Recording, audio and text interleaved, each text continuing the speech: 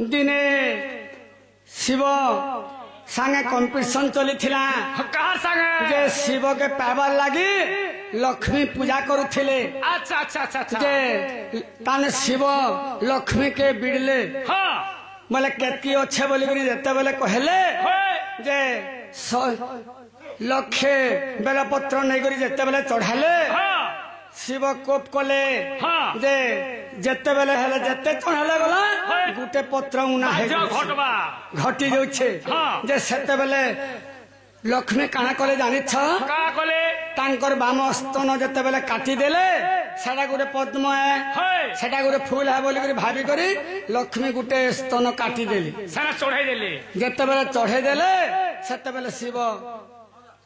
बाहरी पड़ले और सेन संतुष्ट हेले। अच्छा अच्छा जे सेनु से लक्ष्मी स्तन रु बेल गछ वृक्ष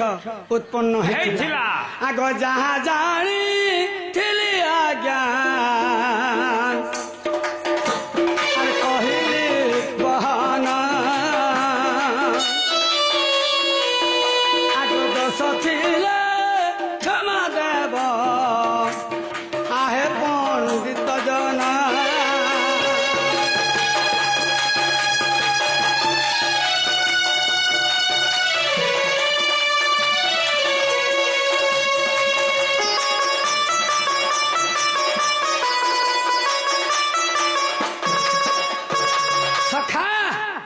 के जिमा आए नव रंगी आनटवर नव रंगी आनटवर मुई तो राधा रसी आह नव रंगी आनटवर मुई तो राधा रसी आह नव रंगी आनटवर गोपी रसी आह नव रंगिया नटवर दसदा बोलुचे मोर पिला देवकी बोलुचे मोर पिला देवकी बोलुचे सखा इटा तो हेला ओडू आह नव रंगिया नटवर राधा रसी आह नव रंगिया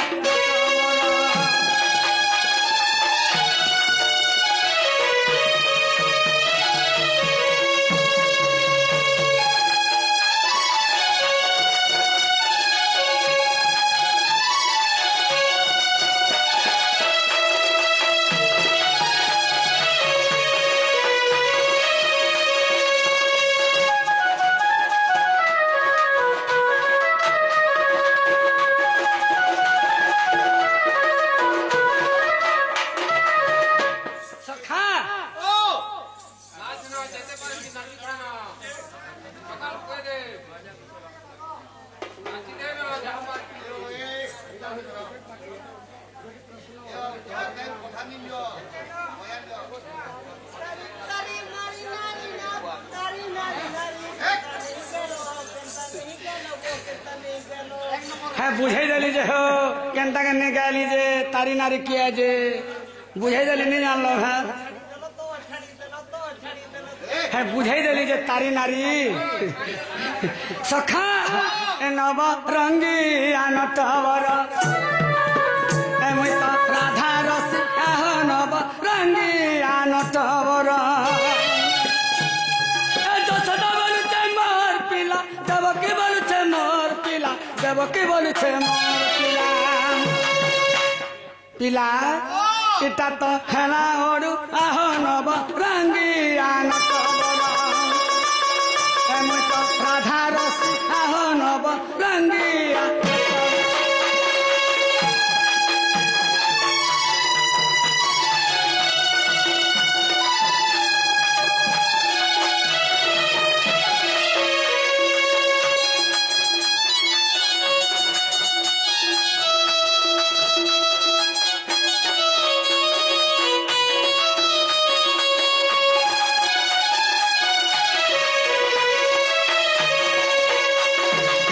सखा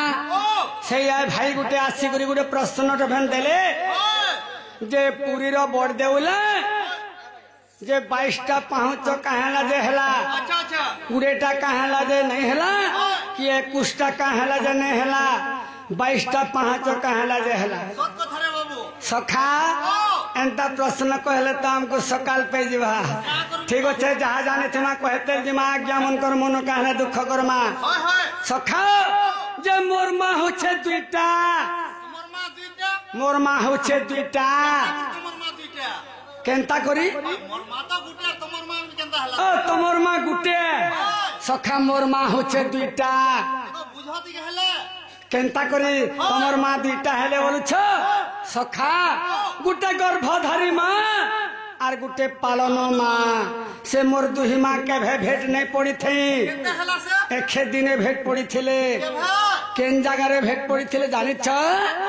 आग प्रभात काल रे देव की बोलुछे मोर पिला कला कान्ह ए जसोदा बोलुछे मोर पिला के नेबा मोर ठानु बाबू के नेबा मोर ठानु ई समय के नारा दल ई समय के नारा दल ई समय के नारा दल सखा ऐसे तो बड़ छली आहो नब गंगिया तो राधा रस आहो नब गंगिया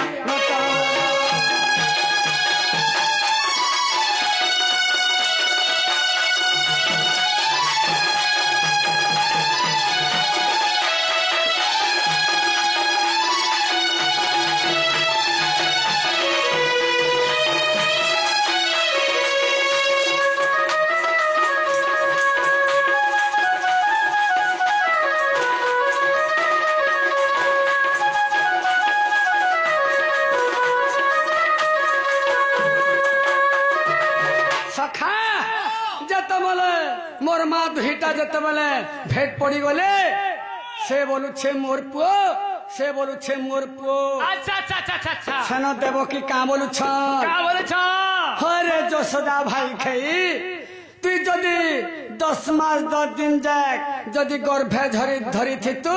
জনম করি থিতু বলা তুই জানি থিতু পুর কথা কানা যে জানি পারতু মুই কেতে তোর হসপিটাল যাইছে আর চেকআপ হইছে যে বলছি হয় মুই তো হসপিটাল ন জন্ম হইছিলি ये पूरा তুমি কেলে হলো সে গাড়ি উপরে সেই কনসর বন্ধি ঘরে ও হেনতা নে বলে মুই গাড়ি উপরে হই গেল কা বলতেন হ্যাঁ সে 108 থি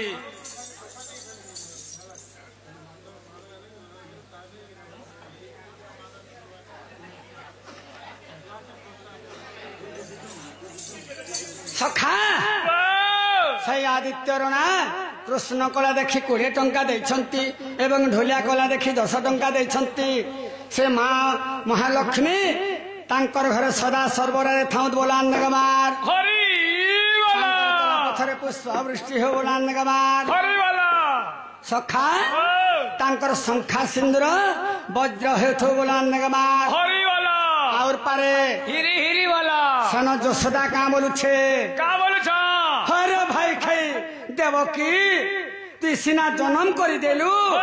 তুই পুর কথা কানা জানি পারলু জানলু কা জনম করে দেব লেগরি हमरी কথা তুই শুয়াই দেবু ফিকি দেবু তুই জনম করিছ বলে হে বাবা জনম করিছে বলে হেবা নেহি পারে পুর লালন পালন পড়া শোনা টিকে নাই কলে গুহুড়ে ছুয়া জনম করে দেবু লেগরি টিকে ঘিনি নি দে পারবু সৎ কথা সখা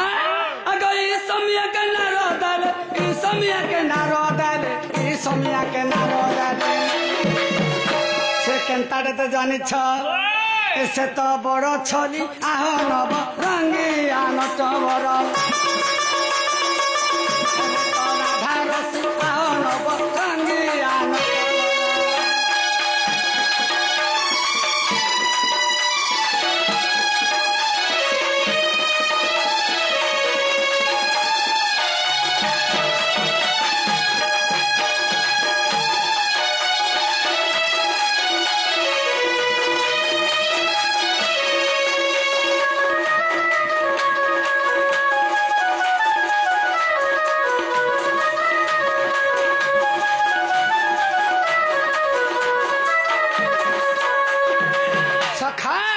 যেতে বেলে মোর দুহিমা গালি লাগুছন সে সময়া কে নারদ পৌঁছি আইলে আরে কা বলুছ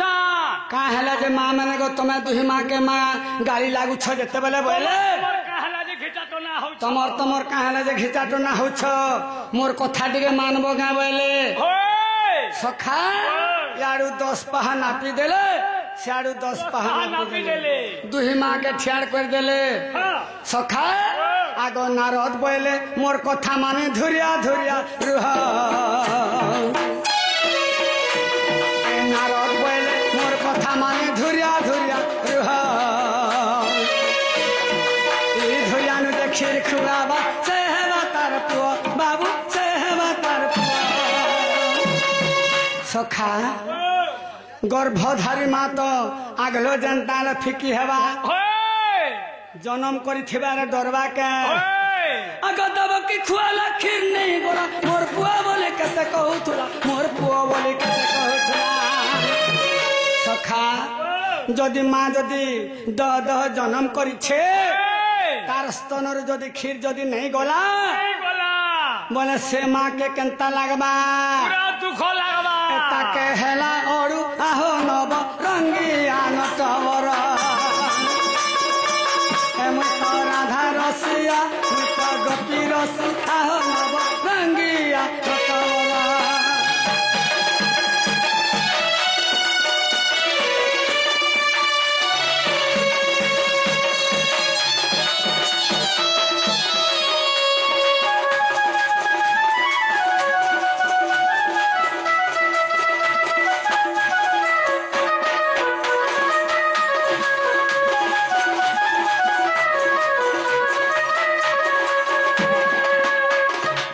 सखा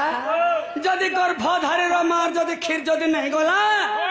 बोले बिना जन्म कलार मार खीर हेले जीवा के आर जीवा का रे बुआ सेनो जसोदा कहाँ बोलू छ यार से कुलतोर मार के पीढ़ी यार चेप्टा हे गला न चेप्टा हे गला न होय देवकी जन्म करिछे तार खीर जदी नहीं गला मोर खीर हेले इनु जीवा के आहा सेनो जसोदा कानू छन का बोली आगो रही दही होए जसोदा कानू छे मोर पुआ बोलू थिली रही दही होए जसोदा कानू छे मोर पुआ बोलू थिली मोर खीर हेले इनु जीवा का लो घसा मुई हेली बाबू लो घसा मुई हेली सखा अगर पुआ पुआ बोले थंती पीतला खीर जाई तूने उछली गोला खीर जाई तूने उछली गोला सखा से माँ के मुई तो मारे मुड़ी आहो नब रंगिया नटवर मुई तो राधा रसिया मुई तो गोपी रसि आहो नब रंगिया नटवर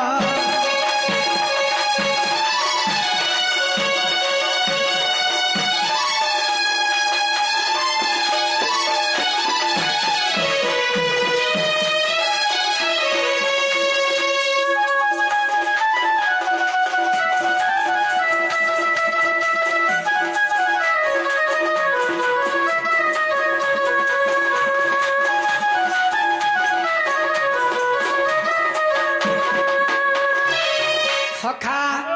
से आज्ञा प्रश्न करिछ जे पुरीर बड़ देउले 22टा पाँच कहेला जे हेला आय केन पुरे ताके ओनेस्टा नहीं हेला बुझो हाय हाय ए सुना सुना सुज्ञा जान सुना मान दे तुम्हें सुना मान दे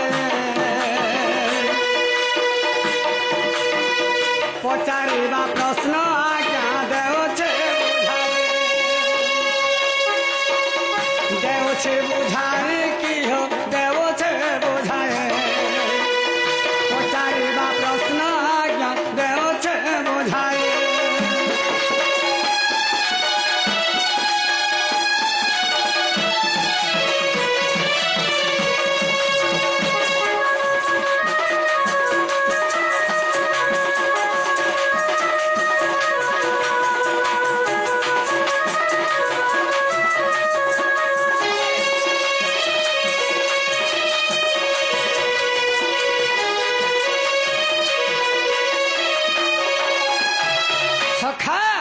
आगो मछ कछ बढ़ाओ जे नृसिंह बामन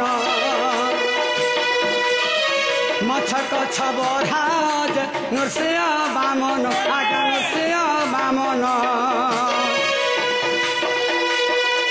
जहाँ पचारिबा प्रश्न कहिबी बहन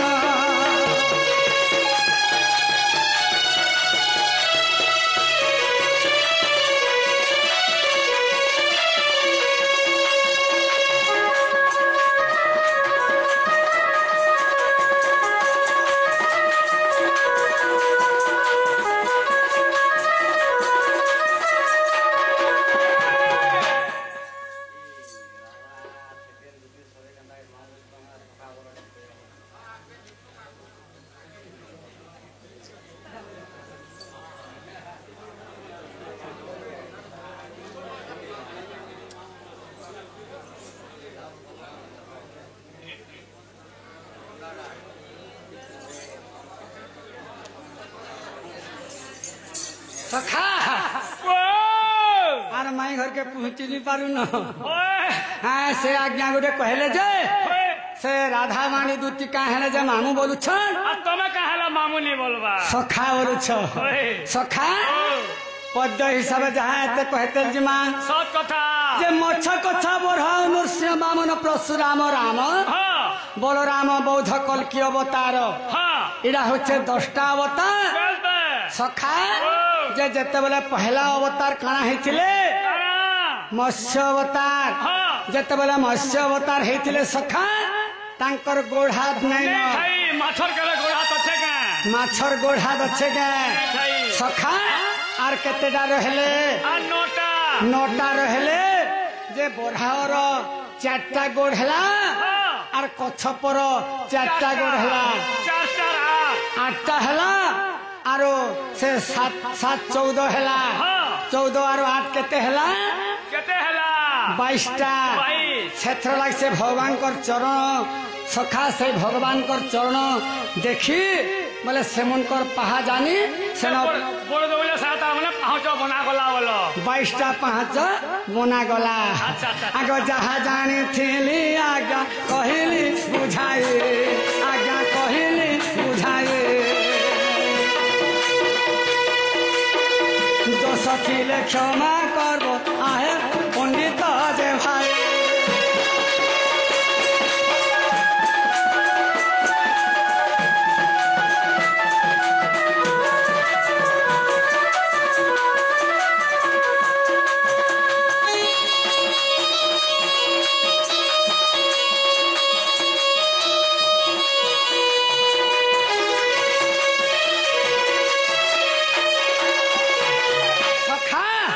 से आज्ञा का है जे सखा बोले कहन बोले कहन जे सखा सत्य जुगरे कृष्णंकर सखा किए थिले प्रहलाद थिले त्रेतया जुगरे किए थिले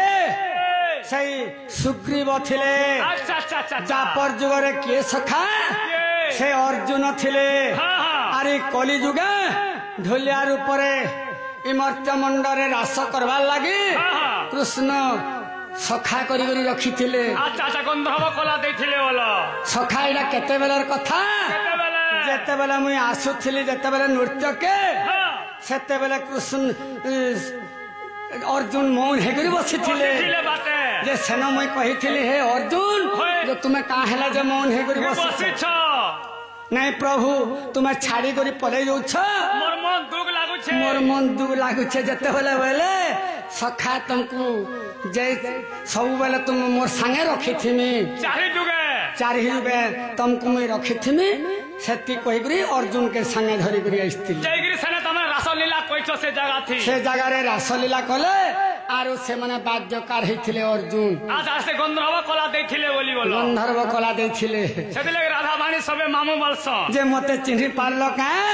एंता कहले के चिन्हवा बा केंता कहले चिन्हबो से तमर नागा मते दरकार ओ नागा नहीं जानवर तली सखा मोर ना होछे श्री कृष्ण बोले हेली पारे बिला केंता कहले सिने हेबा श्री के पारे गुरु के पारे ना गुटे गुटे के बुझावा के पड़बा एबा श्री कृष्ण 3 अक्षराम को बुझाबार के पड़बा सखा जे केते केते टोनी जगह रु गले न आमे का डोनुआ डोनुआ साला जे मुई वाला भुइया मुई बोले भुई पड़वा बस सत्य त्रेता द्वापर कली के नहीं करी श्री कृष्ण तीन अक्षर बुझौ छन ओए आमे खाली श्री कृष्ण तीन अक्षर बुझावा टिके अच्छा अच्छा अच्छा आगो श्री अक्षर सिद्ध गण करुछन्ति ध्यान हे करुछन्ति ध्यान आगो श्रीरंगार वृंदावन करन्ति कीर्तन जे शेषदेव हरि शेषदेव सुगनर न पान्ति भेद जे सुगनर न पान्ति भेद जे शेषदेव हरि शेषदेव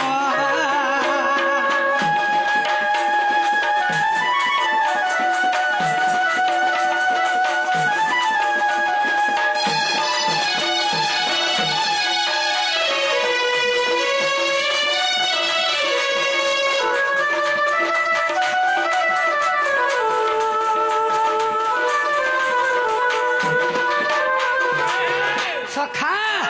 श्री गोला आसी वाला क्रू आग क्रू अक्षर कमल आसन वन माले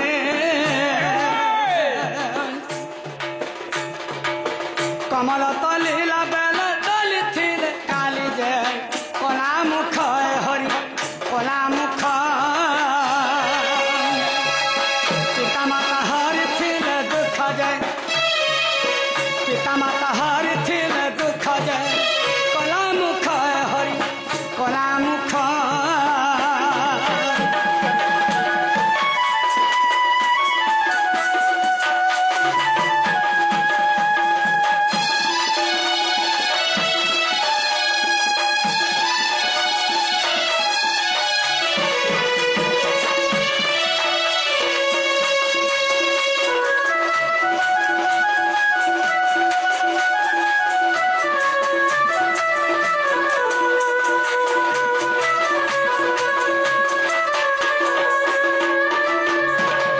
सखा श्री क्रुगला असलसना अगसनाक्षर सन मुखी राधा को बिहारी है राधा को बिहारे सुनरे मुराले बाही निकुंज बिहार गए हरि साधु जन मकर मकर थिले पान दे मकर मकर थिले पान दे सुख जन हरि साधु जन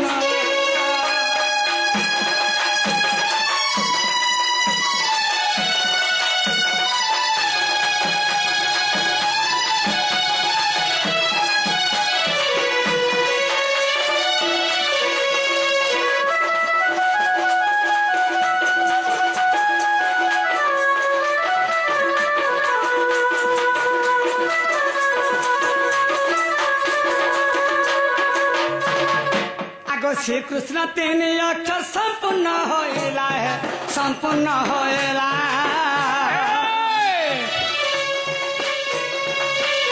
मुख जग बंधु गीतर लखिला सुजन रहे हरि साधु नर भाटीरे तांकर घर जे कनन भाटीरे तांकर घर जे सुजन रहे हरि साधु नर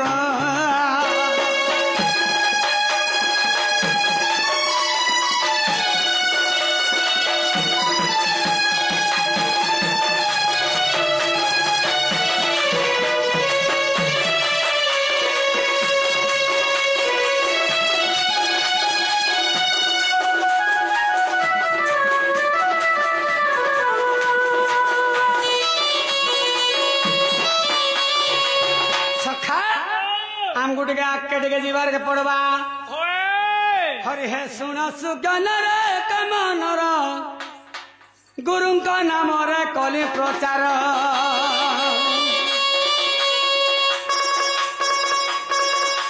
जगलपत ग्राम वास्त स्थान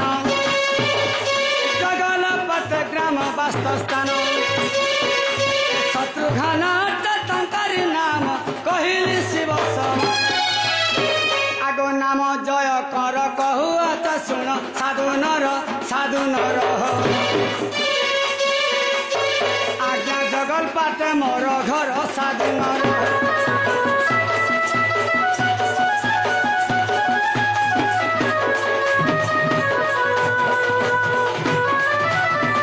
सखा